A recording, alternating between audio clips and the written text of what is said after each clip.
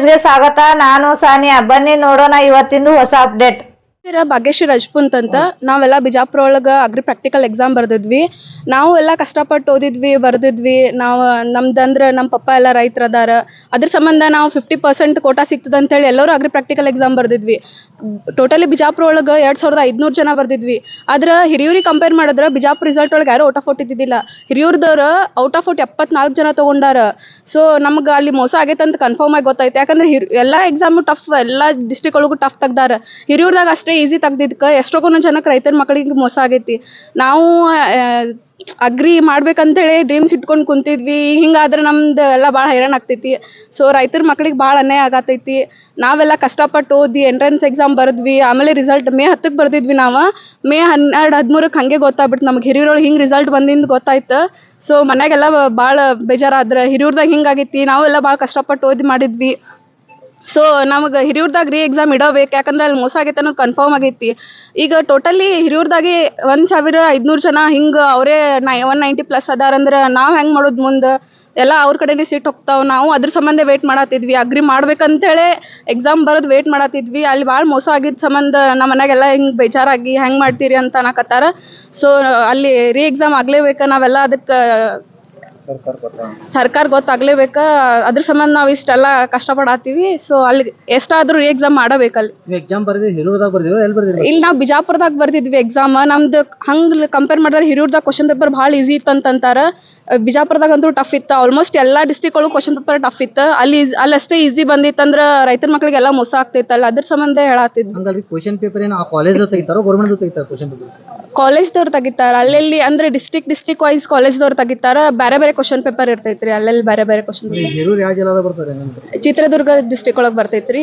So ನಾವೆಲ್ಲ ನಮಗೂ ನಾನೇ ಆಗತೈತಿ. ನಾವೆಲ್ಲ ಹೋರಾಡತ್ತೀವಿ.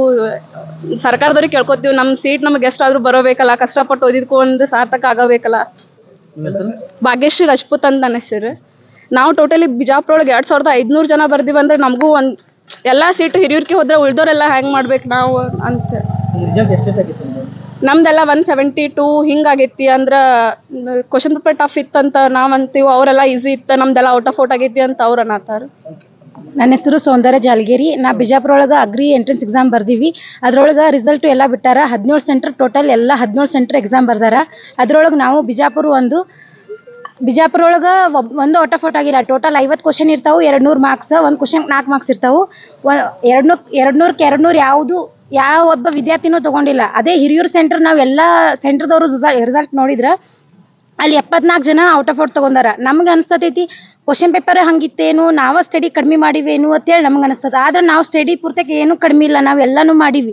ಎಲ್ಲ ಕಡೆ ಹೋಗಿ ಎಲ್ಲ ಥರ ಏನೇನು ಅದಕ್ಕೆ ಏನೇನು ಪ್ರಿಪ್ರೇಷನ್ ಬೇಕು ಎಲ್ಲ ಮಾಡೀವಿ. ಆದ್ರೂ ಅಲ್ಲಿ ಎಕ್ಸಾಮ್ ಮುಗಿದು ಬರೋಣ ಎಲ್ಲ ಕಡೆ ಹಾಗೆ ಐತೇನೋ ಅನ್ನೋ ನಂಬಿಕೆ ಮ್ಯಾಗ ರಿಸಲ್ಟ್ ಬರಲಿ ಅಂತೇಳಿ ಕುಂತಿದ್ವಿ. ಅದೇ ಎಲ್ಲ ಸೆಂಟ್ರ್ ಎಕ್ಸಾಮ್ ನೋಡಿದ್ರೆ 31 ಜನ 16 ಸೆಂಟ್ರ್ ಕಂಪೇರ್ ಮಾಡಿದ್ರೆ ಔಟ್ ಆಫ್ ಔಟ್ 21 ಜನ ಅಷ್ಟೇ ತೊಗೊಂಡಾರ. ಅದೇ ಹಿರಿಯೂರನ್ನು ನೋಡಿದ್ರೆ 74 ಜನ ಔಟ್ ಆಫ್ ಔಟ್ ತೊಗೊಂಡಾರ. ನಮಗೆ ಅನ್ಸಾತೈತಿ ಅಲ್ಲಿ ಏನಾರ ಆಗಿರ್ಬೋದೇನು. ಮತ್ತು 196 190+ ಅಲ್ಲೇ ತೊಗೊಂಡಾರ. ಅದಕ್ಕೆ ನಮ್ಗೇನು ಅನ್ಸಾತೈತಿ, ಈಗ ಒಟ್ಟು ಸೆಂಟ್ರದ ಕೌಂಟ್ ಮಾಡಿದ್ರೆ 170+ ಅಲ್ಲಿ 1500 ಜನ ಮ್ಯಾಗ ಅದಾರ. ಉಳ್ಕಿ ಸೆಂಟ್ರ್ ಎಲ್ಲ ಕುಡ್ಸಿದ್ರೆ ಕಡಿಮೆ ಐತಿ, ಭಾಳ ಕಡಿಮೆ ಐತಿ. ಹಂಗಾದ್ರೆ ಗೌರ್ಮೆಂಟಿಗೆ ಸೀಟ್ ಕೊಡೋದಾದ್ರೆ ಅವರು ಎಲ್ಲಿದು ಏನು ಅಂತೇಳಿ ನೋಡಂಗಿಲ್ಲ. ಬರೀ ಸೀಟ್ ಅನೌನ್ಸ್ ಮಾಡ್ತಾರೆ. ಅವಾಗ ನಮಗೇನಾಕೈತಿ, ನಾವು ಎಕ್ಸಾಮ್ ಬರ್ದೀವಿ. ಅದಕ್ಕೆ ಹೆಂಗೆ ಅನ್ಸಾತೈತಿ, ಅದಕ್ಕೆ ನೋಡ್ರಿ ನೀವು ಚಂದಾಗೆ ಪರಿಶೀಲನೆ ಮಾಡಿರಿ. ನಮಗಂತೂ ಎಲ್ಲರಿಗೆ ಅನ್ಸ್ಲಾತೈತಿ ಅಲ್ಲಿ ಮೋಸ ಆಗೈತಿ ಅಂತ ಅನಿಸ್ಲಾತೈತಿ. ಎಲ್ಲರಿಗೂ ಒಂದೇ ನ್ಯಾಯ ಬೇಕು. ವಿದ್ಯಾರ್ಥಿಗಳಂದ್ರೆ ಎಲ್ಲರೂ ಅಷ್ಟೇ ಕಷ್ಟಪಟ್ಟಿರ್ತಾರೆ. ಎಲ್ಲರಿಗೂ ಒಂದೇ ನ್ಯಾಯ ಸಿಗಬೇಕು. ಅವರು ಓದಿ ಕಷ್ಟಪಟ್ಟು ತೊಗೊಂಡ್ರೆ ನಾವೇನು ಅಂತಿದ್ದಿಲ್ಲ. ಆದರೆ ಎಲ್ಲ ಸೆಂಟ್ರಿಗೂ ಕಂಪೇರ್ ಮಾಡಿದ್ರೆ ಅವ್ರ ಸೆಂಟ್ರ್ ಅಷ್ಟೇ ಆಗೈತಲ್ಲ. ಅದಕ್ಕೆ ನಮಗೆ ಭಾಳ ಬೇಜಾರಾಗೈತಿ. ರೈತರ ಮಕ್ಕಳಿಗೆ ಅನ್ಯಾಯ ಆಗತ್ತದ ಅಂತ ಹೇಳಿ ನಮ್ಗೆ ಎಲ್ಲರಿಗೂ ಅನ್ಸಾತೈತಿ. ದಯವಿಟ್ಟು ನೀವು ಏನರ ಪ್ರಯತ್ನ ಮಾಡಿ ಅವ್ರಿಗೆ ವಾಪಸ್ ಎಕ್ಸಾಮ್ ಮಾಡಿರಿ. ಎಲ್ಲರಿಗೂ ಒಂದೇ ನ್ಯಾಯ ಸಿಗಂಗೆ ಮಾಡಿರಿ. ರೈತರಿಗೆ ಸಪೋರ್ಟ್ ಮಾಡೋರ್ದಾರ ಅಂತ ಹೇಳಿ ತೋರಿಸ್ಕೋರಿ ಅಂತ ಹೇಳಿ ನಿಮ್ಮ ಕೈ ಮುಗಿದು ಕೇಳ್ಕೊಡ್ತೀವಿ. ಇವತ್ತು ಕರ್ನಾಟಕ ರಾಜ್ಯ ರೈತ ಸಂಘ ಹಾಗೂ ಹಸಿರು ಸೇನೆ ವತಿಯಿಂದ ವಿಜಯಪುರದ ಮಾನ್ಯ ಜಿಲ್ಲಾಧಿಕಾರಿಗಳ ಮೂಲಕ ಇದೇನು KE ಬೋರ್ಡ್ ಅಂತ ಏನು ಕರಿತೀವಿ, ಆ ಬೋರ್ಡಿಗೆ ನಾವೇನಾದ ಮನವಿ ಸಲ್ಲಿಸಕ್ಕೆ ಬಂದಿವಿ. ಯಾಕಪ್ಪ ಅಂತಂದ್ರೆ ಮೇ 10ನೇ ತಾರೀಕು ಇಡೀ ರಾಜ್ಯದ 17 ಸೆಂಟರ್ಗಳಲ್ಲಿ ಇದೇನಾದ ಅಗ್ರಿ ಎಂಟ್ರೆನ್ಸ್ ಎಕ್ಸಾಮ್ ನಡೆದಿತ್ತು. ಅದಕ್ಕೆ ಸಂಬಂಧಪಟ್ಟಂಗೆ ಇಡೀ ರಾಜ್ಯದಲ್ಲಿ ಸುಮಾರು 25,000 ಜನ ವಿದ್ಯಾರ್ಥಿಗಳು ಪರೀಕ್ಷೆ ಬರೆದಿದ್ರು. ಅದರಲ್ಲಿ ಚಿತ್ರದುರ್ಗ ಜಿಲ್ಲೆಯ ಹಿರಿಯೂರದಲ್ಲಿ 2,500 ಜನ ವಿದ್ಯಾರ್ಥಿಗಳು ಬರೆದಿದ್ರು. ಅದರಲ್ಲಿ ಬಹುತೇಕ 70% ಮಂದಿ ಮಕ್ಕಳು ಅಲ್ಲೇ ಸೆಲೆಕ್ಷನ್ ಆಗ್ಯಾರ. ಸೊ ಹಿಂಗಾಯ್ತಪ್ಪ ಅಂತಂದ್ರೆ ಅಲ್ಲಿ ಏನೋ ಒಂದು ಅಕ್ರಮ ನಡೆದದ, ಮೋಸ ನಡೆದದ ಅಂತ ಹೇಳಿ ಈಗಾಗಲೇ ಎಲ್ಲ ವಿದ್ಯಾರ್ಥಿ ಪಾಲಕರು ಮಾತಾಡಕತ್ತಾರ. ಸೊ ಹಿಂಗೆ ಆಯ್ತಪ್ಪ ಅಂತಂದ್ರೆ ರೈತರ ಮಕ್ಕಳಿಗೆ, ಬಡ ರೈತರ ಮಕ್ಕಳಿಗೆ ಅನ್ಯಾಯ ಆಗ್ಲಕತ್ತದ. ಈ ನಿಟ್ಟಿನೊಳಗೆ ಮಾನ್ಯ ರಾಜ್ಯ ಸರ್ಕಾರಕ್ಕೆ ನಾ ಏನು ಒತ್ತಾಯ ಮಾಡ್ತೀನಪ್ಪ ಅಂತಂದ್ರೆ, ಇಡೀ ರಾಜ್ಯದಲ್ಲಿ ಆಗಿರುವಂಥ 200ಕ್ಕೆ 200 ಮಾರ್ಕ್ಸ್ ತೊಗೊಂಡಂಥವ್ರು ಕೇವಲ 21 ಜನ ಅದಾರ. ಆದ್ರೆ ಹಿರಿಯೂರದಲ್ಲಿ ಮಾತ್ರ 74 ಜನ ತೊಗೊಂಡಾರ. ಸೊ ಹಿಂಗಾಯ್ತಪ್ಪ ಅಂತಂದ್ರೆ ಅಲ್ಲಿ ಸಾಕಷ್ಟು ಮೋಸ ಆಗಿರೋದು ಈಗಾಗಲೇ ಬೆಳಕಿಗೆ ಬಂದದ. ಆ ನಿಟ್ಟಿನೊಳಗೆ ರಾಜ್ಯ ಸರ್ಕಾರ ಇದ್ರ ಬಗ್ಗೆ ಒಂದು ತನಿಖೆಯನ್ನು ಮಾಡಿ ಆ ಹಿರಿಯೂರು ಸೆಂಟರ್ನ ಪರೀಕ್ಷೆಯನ್ನು ಮತ್ತೊಮ್ಮೆ ರೀಪರೀಕ್ಷೆ ಮಾಡಬೇಕು, ಮರುಪರೀಕ್ಷೆಯನ್ನು ಮಾಡಿ ಎಲ್ಲ ವಿದ್ಯಾರ್ಥಿಗಳಿಗೂ ಸರಿಸಮಾನವಾಗಿ ಅವಕಾಶಗಳನ್ನು ಕಲ್ಪಿಸಬೇಕು. ಇಲ್ಲಪ್ಪ ಅಂತಂದ್ರೆ 70% ಅಲ್ಲೇ ನಾವು ಸೆಲೆಕ್ಷನ್ ಆಯ್ತಪ್ಪ ಅಂತಂದ್ರೆ ಉಳಿದ 16 ಜಿಲ್ಲೆಗಳಲ್ಲಿ 16 ಸೆಂಟರ್ಗಳಲ್ಲಿ ಬರೆದಂಥ ಮಕ್ಕಳಿಗೆ ಅನ್ಯಾಯ ಆಗ್ಲಕತ್ತದ. ಸೊ 25,000 ಜನ ಮಕ್ಕಳಿಗೆ ಅನ್ಯಾಯ ಆಗ್ತದೆ ಅಂತ ಹೇಳಿ ಈ ಸಂದರ್ಭದಲ್ಲಿ ಆಗ್ರಹ ಮಾಡ್ತಾ, ಈ ಕೂಡಲೇ ರಾಜ್ಯ ಸರ್ಕಾರ ಅದನ್ನ ಹಿರಿಯೂರು ಸೆಂಟರ್ನ ಮರುಪರಿಶೀಲನೆ ಮಾಡಬೇಕು, ಎಲ್ಲ ರೈತರ ಮಕ್ಕಳಿಗೆ ನ್ಯಾಯ ಒದಗಿಸಿಕೊಡ್ಬೇಕಂತೇಳಿ ಈ ಸಂದರ್ಭದಲ್ಲಿ ಆಗ್ರಹ ಮಾಡ್ತಾ ಇದ್ವಿ. ಇದು ವಿಜಯಪುರ ಜಿಲ್ಲೆಯಿಂದ ಪ್ರಾರಂಭವಾದಂಥ ಒಂದು ಹೋರಾಟ ಕೇವಲ ಇಲ್ಲಿಗೆ ಮುಗಿಯಂಗಿಲ್ಲ. ಆದಷ್ಟು ಬೇಗನೆ ಮಾಡಲಿಲ್ಲಪ್ಪ ಅಂತಂದ್ರೆ ರಾಜ್ಯದ 31 ಜಿಲ್ಲೆಗಳಲ್ಲಿ ಕೂಡ ರೈತ ಸಂಘದ ವತಿಯಿಂದ ನಮ್ಮ ರೈತರ ಮಕ್ಕಳಿಗಾಗಿ ನಾವು ಹೋರಾಟವನ್ನು ಮಾಡ್ತೀವಿ ಅಂತೇಳಿ ಈ ಸಂದರ್ಭದಲ್ಲಿ ಆಗ್ರಹ ಮಾಡ್ತಾ ಇದ್ವಿ. ಸರ್, ನನ್ನದೊಂದು ಪ್ರಶ್ನೆ ಏನಾಗಿತ್ತಪ್ಪ ಅಂತಂದ್ರೆ, ಮೊನ್ನೆ ನೀಟ್ನಲ್ಲಿ ಕೂಡ ಅವ್ಯವಹಾರ ಆಯಿತು. ಈ ರಾಜ್ಯ ಸರ್ಕಾರದಿಂದ ನಡೆಯುವಂಥ ಎಕ್ಸಾಮ್ಗಳು ಯಾಕೆ ಹಣ ಇದ್ದವ್ರು ಅಷ್ಟೇ ಒಂದು ನೌಕರಿ ಹಿಡಿಬೇಕು, ಬಡವ್ರ ಮಕ್ಕಳು ಹಿಡಿಬಾರ್ದು ಅಂತ ಇದಕ್ಕೆ ನೀವು ರೈತ ನಾಯಕರಾಗಿ ಏನು ಹೇಳಕ್ಕೆ ಇಷ್ಟಪಡ್ತೀವಿ ಸರ್? ಈಗ ತಮಗೆಲ್ಲ ಗೊತ್ತಿರೋ ಹಾಗೆ ಇತ್ತೀಚೆಗೆ ಮಾಧ್ಯಮದಲ್ಲಿ ಪ್ರತಿ ಪರೀಕ್ಷೆಗಳು ಇದೇ ರೀತಿ ಆಗ್ಲಾಗತ್ತಾವ. KPSC ತಗೋರಿ, ಇತ್ತೀಚೆಗೆ ನೀಟ್ ತಗೋರಿ, ಈ ಸದ ಅಗ್ರಿದು. ಹಿಂಗಾಯ್ತಪ್ಪ ಅಂತಂದ್ರೆ ಆಡಳಿತ ಎಲ್ಲೋ ಒಂದ್ ಕಡೆ ದಾರಿ ತಪ್ಪಲಾಕತ್ತದ ಅಂತ ಹೇಳಿ ನಮ್ಗೆ ಅನಿಸ್ಲಾಕತ್ತದ. ಯಾಕಂತಂದ್ರೆ ಕೇವಲ ಹಣ ಇದ್ದವ್ರ ಪರವಾಗಿ ಅಥವಾ ಬಲಿಷ್ಠ ಇದ್ದವ್ರ ಪರವಾಗಿ ಕೆಲಸ ಮಾಡ್ಕೊತ ಹೋಯ್ತಪ್ಪ ಅಂತಂದ್ರೆ ಇಲ್ಲಿ ಸಂವಿಧಾನಕ್ಕೆ ಹಕ್ಕುಗಳು ಯಾರಿಗೆ ಸಿಗಂಗಿಲ್ಲ. ಆ ನಿಟ್ಟಿನೊಳಗೆ ಎಲ್ಲರಿಗೆ ಸರಿಸಮಾನವಾದಂಥ ಹಕ್ಕುಗಳು ಸಿಗ್ಬೇಕಪ್ಪ ಅಂತಂದ್ರೆ ಪರೀಕ್ಷೆಯಲ್ಲಿ ಪಾರದರ್ಶಕತೆ ಇರಬೇಕು ಮತ್ತು ಯಾವುದೂ ಕೂಡ ಮೋಸ ಆಲಾರ್ದಂಗೆ ನೋಡ್ಕೊಳ್ಬಾರ್ದಂಥ ಜವಾಬ್ದಾರಿ ಸಂಬಂಧಪಟ್ಟ ಇಲಾಖೆಯವ್ರದ್ದು ಇರ್ತದೆ. ಆದ್ರೆ ಅವ್ರು ಎಲ್ಲಿ ಹಣ ಪಡೆದು ಈ ರೀತಿ ಮೋಸ ಮಾಡ್ಲಾಕತ್ತಾರ ಅಂತೇಳಿ ಬೆಳಕಿಗೆ ಬಂದರೂ ಕೂಡ ಈಗಾಗಲೇ ಹೈಕೋರ್ಟ್ ಸುಪ್ರೀಂ ಕೋರ್ಟ್ನ ಕೇಸ್ ನಡೆದ್ರು ಕೂಡ ಯಾವುದೂ ಇತ್ಯರ್ಥಕ್ಕೆ ಆಗಲಾಗದ. ಆ ನಿಟ್ಟಿನೊಳಗೆ ಆದಷ್ಟು ಬೇಗನೆ ಇದು ಒಂದು ತಕ್ಕ ಶಿಕ್ಷೆ ಆಗಬೇಕು ಮತ್ತು ಸರ್ಕಾರ ಇದ್ರ ಬಗ್ಗೆ ಎಚ್ಚೆತ್ತುಕೊಳ್ಬೇಕಂತೇಳಿ ರಾಜ್ಯ ಮತ್ತು ಕೇಂದ್ರ ಸರ್ಕಾರ ಇಬ್ಬರಿಗೆ ನಾನು ಏನದ ಆಗ್ರಹ ಮಾಡ್ತಾ ಇದ್ದೀನಿ. ಸರ್, ನೀಟ್ ಎಕ್ಸಾಮ್ದು ಒಂದು ಕ್ವಶನ್ ಪೇಪರ್ 15 ಲಕ್ಷ ರೂಪಾಯಿಗೆ ಮಾರಾಟ ಆಗ್ತದೆ. ಹಣ ಉಳ್ಳವ್ರು ತಗೋತಾರೆ, ಬಡವ್ರ ಮಕ್ಕಳು ಏನು ಮಾಡಕ್ಕೆ ಸರ್? ಇದೆ ಸರ್, ಇದೆ. ಬಡವ್ರ ಮಕ್ಕಳು ಸಾಯ್ಬೇಕನ್ನೋದೇ ಒಂದು ಇವ್ರದ್ದು ವ್ಯವಸ್ಥೆ ಐತಿ. ಯಾಕಂದ್ರೆ ಕೇವಲ ಹಣ ಇದ್ದವರಿಗೆ ಬದುಕೋದು ಪರಿಸ್ಥಿತಿ ಆಗೈತಿ ಇವತ್ತ.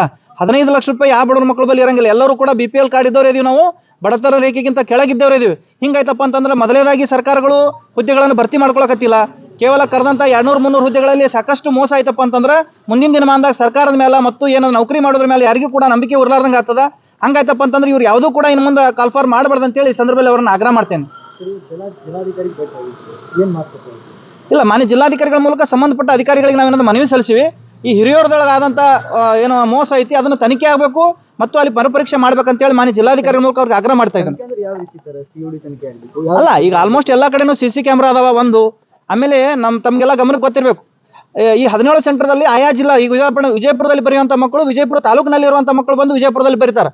ಆದ್ರೆ ಹಿರಿಯೂರದಾಗ ಹೆಂಗಾಗದಪ್ಪ ಅಂತಂದ್ರೆ ರಾಜ್ಯದ ವಿವಿಧ ಮೂಲೆಗಳಿಂದ ಬಂದು ಅಲ್ಲಿ ಪರೀಕ್ಷೆ ಬರೀತಾರಪ್ಪ ಅಂತಂದ್ರೆ ಅಲ್ಲಿ ಮೋಸ ಆಗಿರ್ಲಕ್ಕ ಶಂಕೆ ಖಂಡಿತವಾಗಿ ನಮಗೆಲ್ಲ ಕಾಣಕತ್ತದ. ಯಾಕಂತಂದ್ರೆ ಅಲ್ಲಿ ಹಿರಿಯೂರದೊಳಗೆ ಚಿತ್ರದುರ್ಗ ಜಿಲ್ಲೆಯೊಳಗೆ ಇಲ್ಲಿ ಬಿಜಾಪುರದಿಂದ ಹೋಗ್ಯಾರ, ಬೆಳಗಾವಿದಿಂದ ಬಂದಾರ, ಬೆಂಗಳೂರಿಂದ ಬಂದಾರ, ಮೈಸೂರಿಂದ ಬಂದ ವಿದ್ಯಾರ್ಥಿಗಳು ಬರೀತಾರಪ್ಪ ಅಂತಂದ್ರೆ ಅಲ್ಲಿ ಏನೋ ಒಂದು ಅವ್ಯವಹಾರ ನಡೆದದ.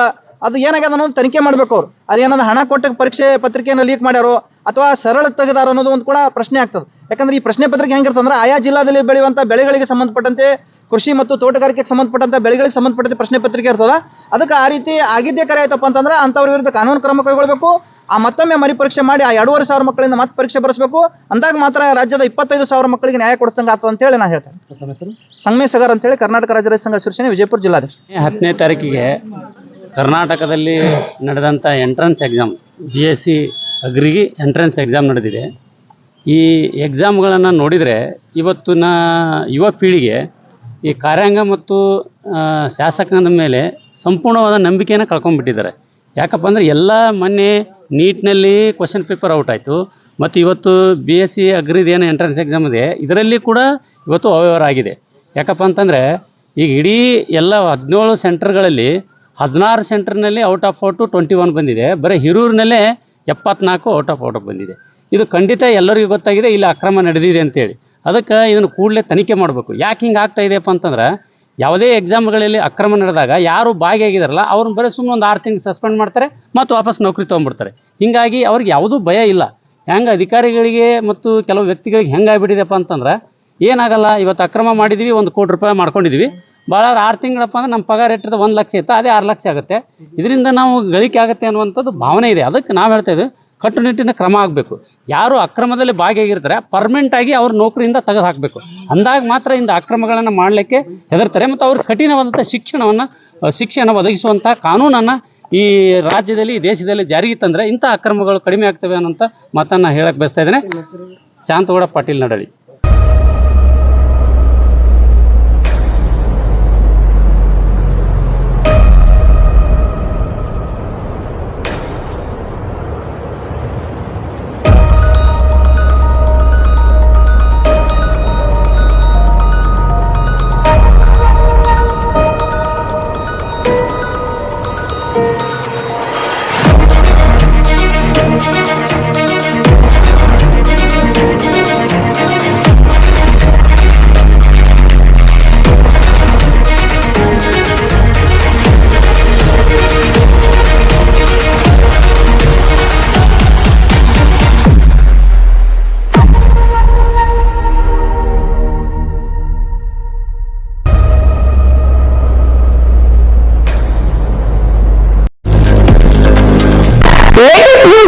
अपडेट्स के लिए YouTube एक्सप्रेस को सब्सक्राइब कीजिए, साथ में बेल आइकॉन को भी क्लिक कीजिए। साथ ही साथ लाइक, शेयर और कमेंट करना ना भूलिए।